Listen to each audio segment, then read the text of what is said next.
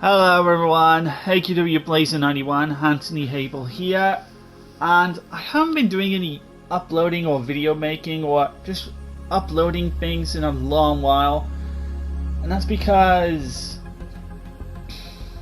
stuff has happened. Like last month, my mum was ill and she had to go to hospital to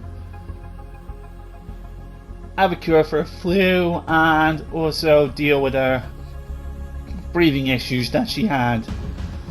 She had breathing issues, she couldn't breathe properly, and she was absolutely ill, but I'm glad she's feeling a lot better now. And I've been playing all kinds of free-to-play games on the PS4, like searching around for free-to-play games that I could do some kind of quick trophy runs on. And I found quite a couple. Some of them I've decided to do some trophy runs on. Like, I'm freely rotating between one new game and one old game that's on his deathbed. That new game is Gundam Evolution. You will see some videos on that game coming up. And then also there's another game I have been playing, a battle royale called Spellbreak, which, yeah, it's only got a few more days left until the servers shut down on that game, making it unplayable. So I figured I might as well do a trophy run on that while there's still time. But either way, it's time for a games video that I got, and this is going to be a special games I bought video, because it's been a while since I've done one of these type of videos. In fact, it's been 2 years, in fact, since I've done a games I bought video, because since the pandemic back in 2020. Either February 2020 was the last one I've ever done, or January 2020. I can't remember. Since I've made a games I bought videos. But I've got a new one today, and it's like it'll be like a temporary return to games I bought, because I got a bunch of games from my older brother. Because one of my older brothers came round. I've got 3 brothers, by the way. 3 brothers, 1 sister, I should mention. But anyway, one of my older brothers came round and he asked if I could buy some of his old PlayStation 1 games. And I was kind of like, okay then. So we've got a whole bunch of PlayStation 1 games, and if I could put them into the camera shot without them falling over. Oh, here we go. Gently does it, and here you go. Whole bunch of PlayStation 1 games that my brother has given me, and they're about 3, 4, 5, 6, 7, 9, 10, 11, 12, 13, 14 PS1 games. So I got myself a set of 14 PlayStation 1 games that I'm gonna show off in front of the camera. Give a couple of quick thoughts on each of the games. I've got, and it's been a while since I've gotten a couple of since I got a couple of games for the old PS1. Of course, I still play PS1 games, but more so I play them on my PS3 because it's my main platform I use for PSOne games, and they run pretty fine on it. So, shall we begin this Games I Bought special? And let's begin with Millennium Soldier Expendable, a two-player co-op style shooter. As in like I think it's like one of them top-down overhead shooters. And it's an okay, and then this one's an okay game.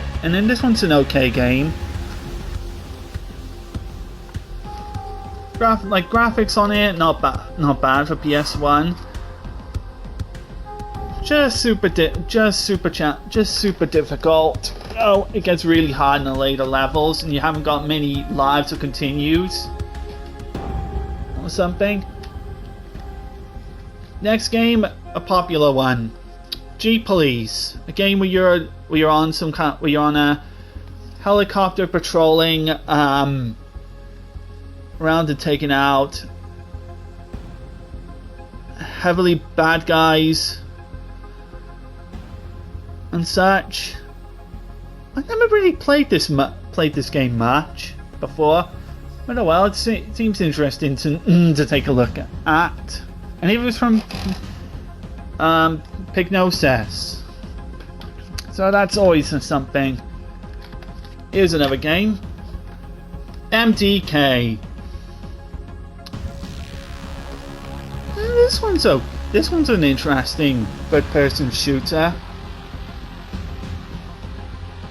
Very weird looking game. It's a weird looking game with a weird looking enemies and characters.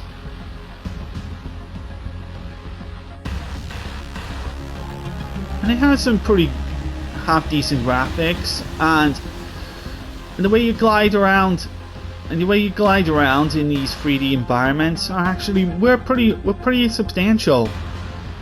I think it was a PC game first, and then it made its way to different consoles, including the PS1. So pretty good. Next up, James Bond Tomorrow Never Dies. This is a game based on the 1999 James Bond movie Tomorrow Never Dies. This was when EA took over the James Bond franchise and attempted to replicate what Rare did with GoldenEye. But this one brought it to a third-person shooter, and yeah, it wasn't really well executed. It was a very poor game. Even reviews didn't really review it highly. It was just it wasn't a very good game.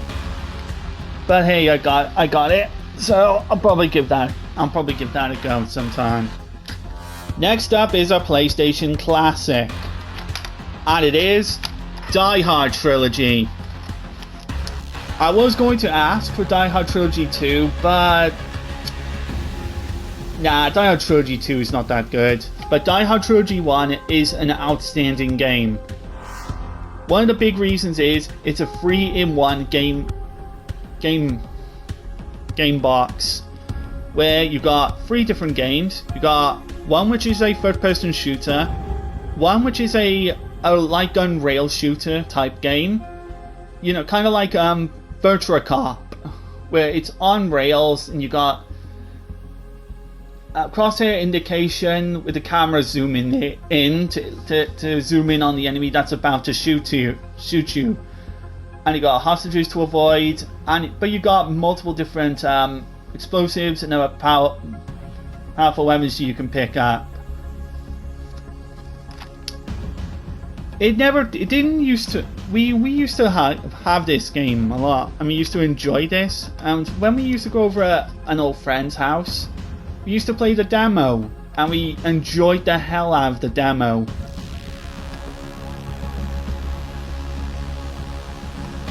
Which played the light gun levels from Dire Trilogy, which was really good. That gave us an impression on what. That gave us a fantastic impression of Dire Trilogy.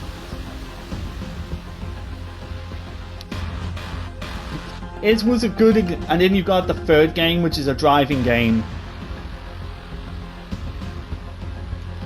And the driving wasn't great, wasn't amazing, considering you got to drive around in each level, running over each bomb and to defuse them before the time runs out.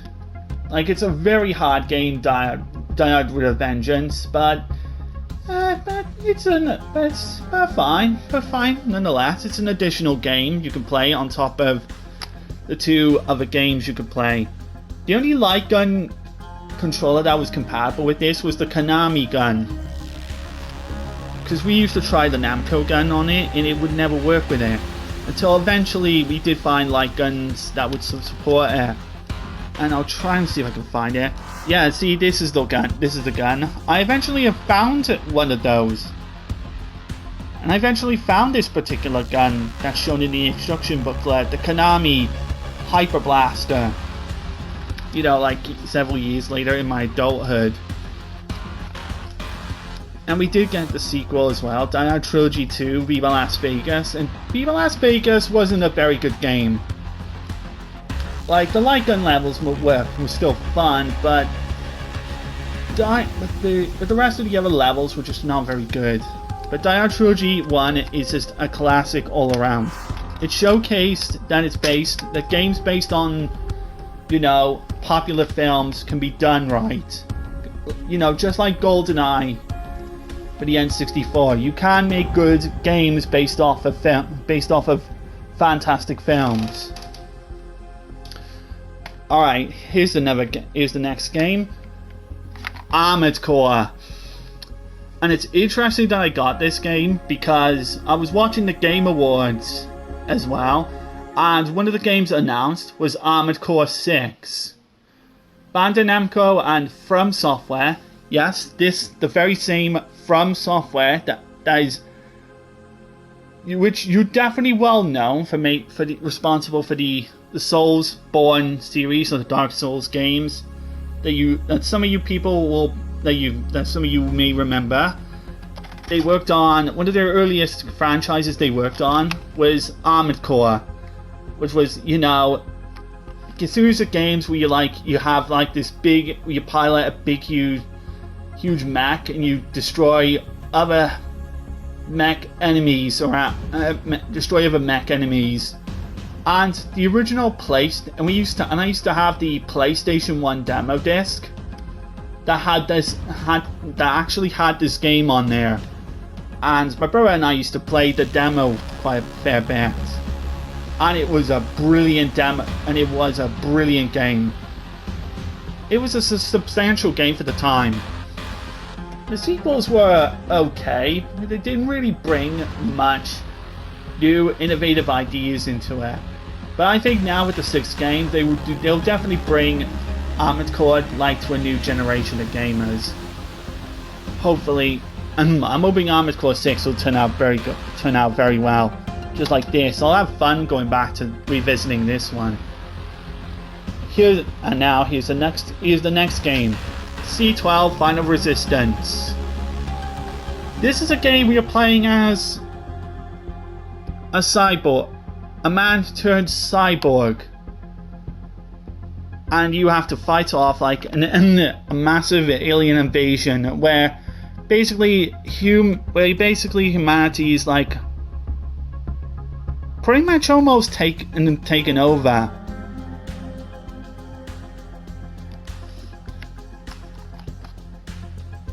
And yeah, it's both an action. Yeah, it is an interesting action game. you swap between like melee and then shooting assault. Never really played that. Never really gone into this much. But from what I've seen of it, and played a little of it, it's actually a pretty interesting one. Yeah, the next game is a game that's very well remembered and very popular on PC. Mech Warrior 2. This is a game where, much like Armored Core, you're piloting some kind of mech, superpowered mech armor to destroy other enemy mechs. And it's designed with and this version here is designed with like a control scheme that suitifies a PlayStation control scheme, like PlayStation, like classic digital button control scheme. Like, it takes a bit of time to get used to it. But once you do learn it, it's a pretty substantial game, considering the limitations of the PlayStation 1. So you can't really fault it that much. Alright, next up is free games. Siphon Filter 1, Siphon Filter 2, and Siphon Filter 3. I've heard now that Siphon Filter 1 is now on the PlayStation 4, but get the hard physical version.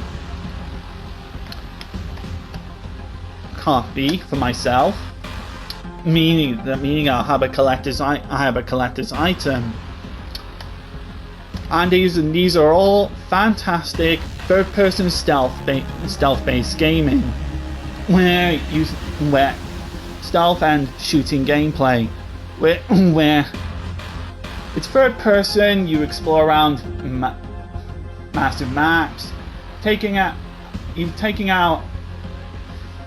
enemies, accomplishing objectives, and also burning people to death with a freaking air taser.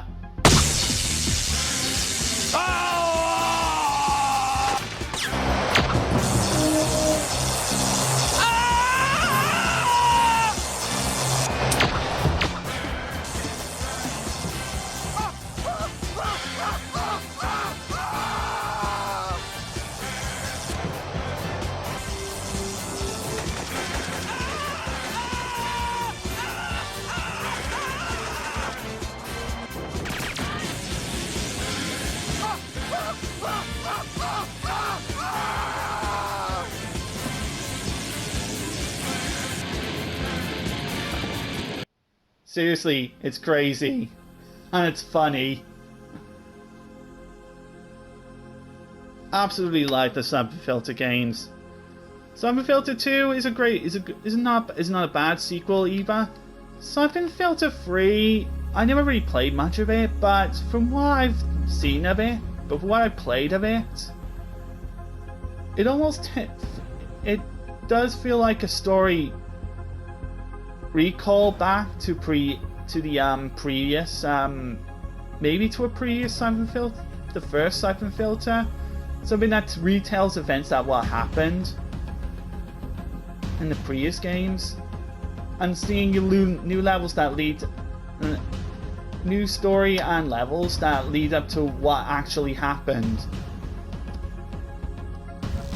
or something. At least that's all I know anyway. But either way, I'm glad to hear that Siphon Filter is on the PlayStation 4 as a PlayStation Classic, and that I'm glad that they might consider putting the sequels on there.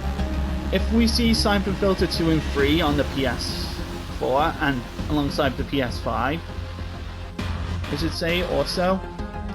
Then we got a trilogy of then we got the original Siphon Filter trilogy back then for new generation of gamers to experience. So yeah, really good franchise that's been pretty much been missing for quite a long time now. And now these last 3 games are from a franchise that was once good before they got fucked over by EA. And I'm talking about Command & Conquer. This was a very popular series that was on PC, but they made some good console ports as well, including the PlayStation 1, and there was a really good version of Command & Conquer 1 for the Nintendo 64 as well, which I remember seeing, which was in 3D, which was absolutely incredible for a console port.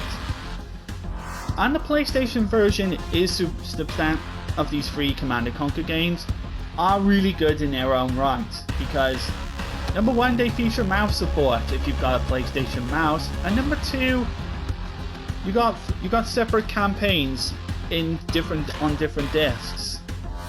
So like you got, for the Command & Conquer 1, you got 1 disc for the GDIs, which are like the good guys, and then you got the Nods, which are the bad guys. I usually play, whenever I play Command & Conquer, and when my brother's playing one of the discs, I usually pick the other disc, so that both of us are playing Command & Conquer in some manner or form, but playing different sides, and it's pretty good. So the Command & Conquer 1, the first Command & Conquer, you're playing. It's the GDIs and the Nod guys. Command & Conquer Red Alert takes World War II is alternate history World War II, showcasing what happens, you know, if Hitler didn't attempt to take over the world and shit. Where you got the Allies on one disc and the Soviets on the other disc, and the same thing for Command & Conquer Retaliation, which is basically an expansion pack to Command & Conquer Red Alert, where you've got, again, the Allies on one disc and the Soviets on the other disc. But it adds a few, I think some new power buildings that you can, powerful buildings that you can build, and more special units that you can use in combat, depending on what side you are. And they're all again very substantial games. This was also one of the times you could play what is it? Command & Conquer Red Alert and Retaliation and it was one of the few PlayStation 1 games you could play link cables with. If you had like if you had 2 PlayStation 1s, a copy of each game, and also 2 TVs, and also preferably 2 couches, or 1 big couch, I should say. And these were some of the few PlayStation games that supported it.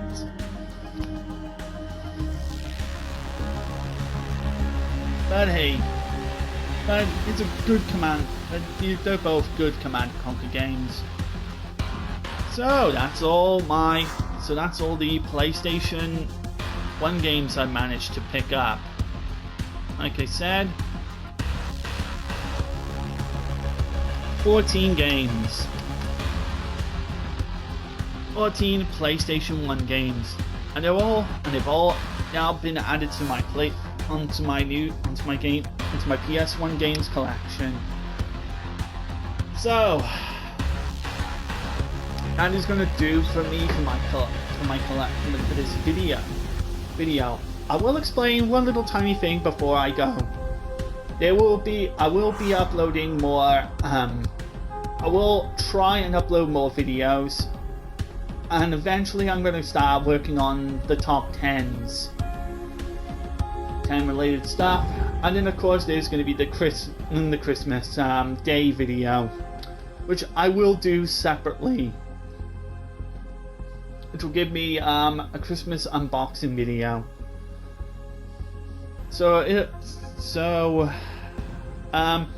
Everything else now is just going to be completely unboxing until further notice. But I hope you enjoyed me talking about couple of PlayStation 1 games. I give my thoughts and opinions on well, these quick thoughts and opinions on each PlayStation 1 game.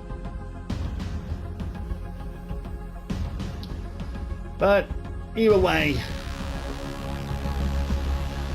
hope you all enjoyed me rambling and stuff, and I hope to see you all in the next video. Bye for now.